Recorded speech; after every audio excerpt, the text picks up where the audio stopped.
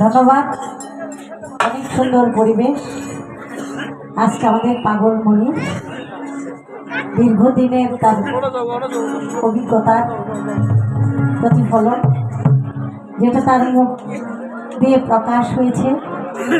বাংলাদেশে অনেক জেলায় গান করেছেন, কিন্তু আজকের মতো এত সুন্দর পরিবেশ, সকলের মনোযোগ এবং নীরবতার মাধ্যমে যে আপনারা সৌন্দর্য দেখালেন, আমাদের পাগলমণির তা প্রশংসা পঞ্চমুখ। বলেছেন এত সুন্দর আসর আর আমরা দেখি নাই। আমরা আসলে প্রশংসা গুণাবলী যাই বলেন, এটা সাময়িক মুখের বাণী, এটাকে রক্ষা করার দায়িত্ব কিন্তু আমাদের। যতটুকু সময় এখানে গান চলবে, আমরা যেন সেই সুন্দরের রূপরেখা ধরে রাখতে পারি। একটি গান রাখবো, সেই গানটার মাধ্যমে আমি ভাবছি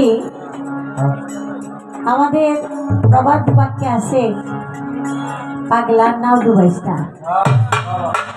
পাগলা কয় এই তো মনে করায় দিবি।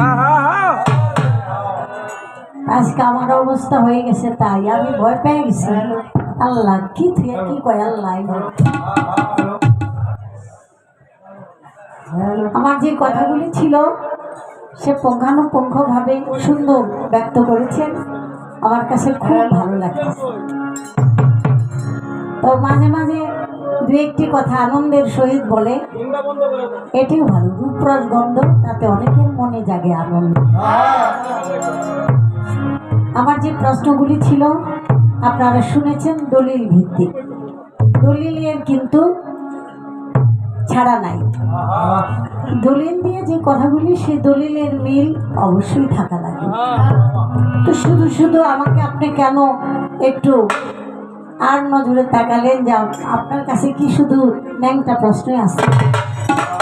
কারণ এটা তো পবিত্র কোরআনের মধ্যে আছে বর্ণনা, তো এটা দলিলে আছে, হাদিসে আছে।